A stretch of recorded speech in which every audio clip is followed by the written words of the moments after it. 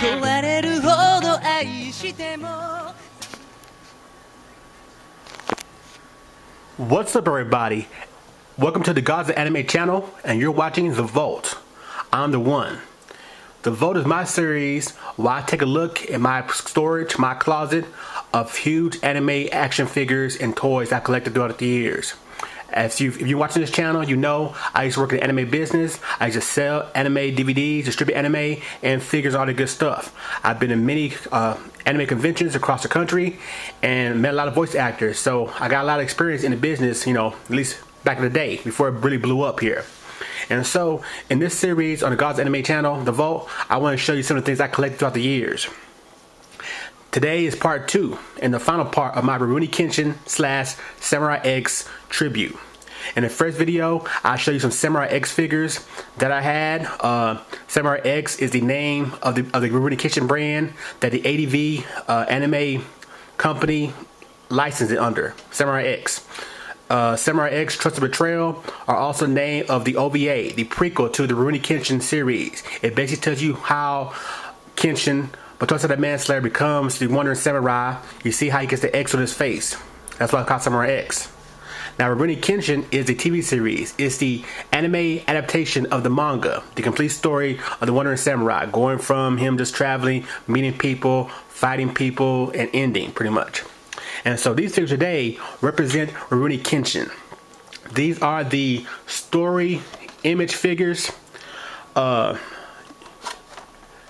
Yamamoto story image figures of Rurouni Kenshin. I have all 3 sets. They made all 3 sets of figures, giving us various characters from the series. I'm a big Rurouni Kenshin fan. Honestly, Rurouni Kenshin is my favorite Shonen Jump manga. You know, I mean, I love DBZ, I love all those shows, but Rurouni Kenshin is the one I goes back to because I just love sword play when it comes to anime. I love swords and special techniques. And so we're gonna look at Rurouni Kenshin, all 3 sets of what I collected. And we're starting first with the figure of Series 1, the figure of Yahiko, the young boy who trains under Karu and learns her style, her fighting style, and he's pretty much there as a comic relief kind of throughout the series. You know, just learning, getting stronger. But I like his character. He's one of the few anime kids. He's one of the few kids on animes I don't dislike. There's a picture of Yahiko figure. Next we got Hajime Saito, Kenshin's rival, longtime rival. They fought back in the day when he was a Batosa the Manslayer, and he later retired from the Shinzengumi. Well, the Shinzengumi disbanded, and he becomes a police officer. So he works for the government. But there he is, the Wolf, Hajime Saito, his figure. Of course, you can't have a series figure without the star, Kenshin Himura, aka the Wandering Samurai, aka Batosa the Manslayer. Here's his figure, definitely cool. His love interest and one of the main characters, Karu. She's the current leader of I forgot what her style's called. Her style is basically like it's basically attack without hurting people, kind of self-defense type style. I forget what it's called, but she's the current master of it, and she teaches Yahiko how to do it. I don't really like her character. I always thought that Kenshin was the guy with Megumi, I give her name was, the doctor girl, because she looks better, you know, but still, you know, whatever. And of course, Kenshin's sidekick, the Street Fighter, Sanosuke Sano. You know, I like his character. I love his. I really like the dub of Rurouni Kenshin, the original dub. And you can find it by Media Blaster. Check it out. I love the original dub. Don't get that new dub. It's horrible. The original dub, I like it. That's Series 1. Series 2 covers the second part of the story, the Legend of Kyoto Arc, where basically Kenshin has to go back to his home place where he was just the Manslayer, because there's a new Manslayer who's trying to pretty much take over Japan, take over the country. The guy who follows Kenshin as the Batosa the Manslayer for the government, Makoto Shishio. And so the first figure in this set is, of course, Kenshin's master, Hiko, Superman. By far my favorite pimp character of all time. I mean, you know, on all animes, there's always that lead character, that star, that stud that all the guys want to be, and all the girls love. And every show has one. You know, no matter what it is, every show has a guy like that. this is my favorite all time. This dude right here. Watch Kenshin, watch him be a pimp. This dude is the man. Next we got Kenshin again.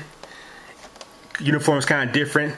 I guess it's gonna represent him after he goes back to training for the master and learns the final secret technique.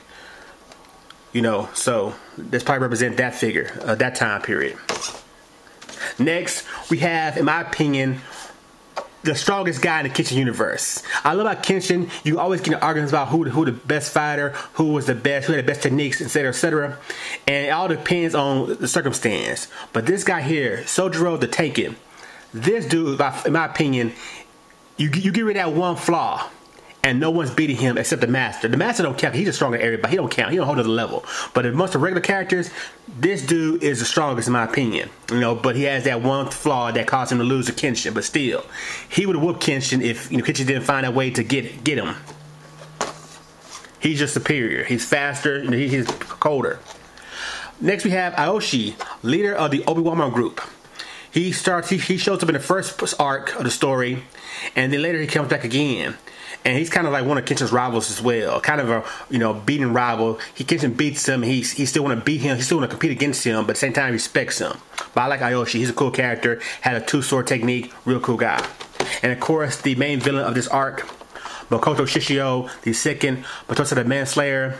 I like this dude. Great voice actor, of course. I believe the guy who does his voice also does Spike from Bebop.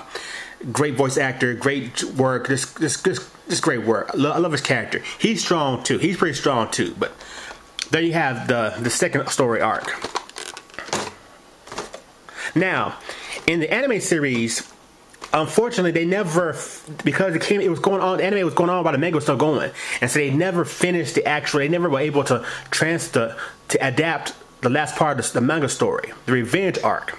You can see the revenge arc if you watch. I believe it's a Samurai X Reflections. It's another OVA. It's like the last OVA that they did, and it basically covers kind of it tells a story of what happens after the fact, kind of made up. But at the same time, it gives you flashback of the revenge arc. The revenge arc basically ties this whole story together. It connects to Samurai X Trust and Betrayal. Basically, what happens in that sets this into motion. Kenshin's wife Tomo had a little brother named Anishi, and Anishi is pretty much upset that his sister died because of Kenshin, and so this whole time he's been training again stronger to rack his revenge on the Wandering Samurai. And so in this figure set, it covers kind of the revenge arc, but also like reflections, the end of the manga. This figure here is Kenji. This is Kenshin's son, Kenshin and Kaoru's son. He's learning Kenshin style from the master as well. And it's real sad we never got like an anime with this character, because I bet it would have been real good to see him growing up and the character's older. This is Yahiko.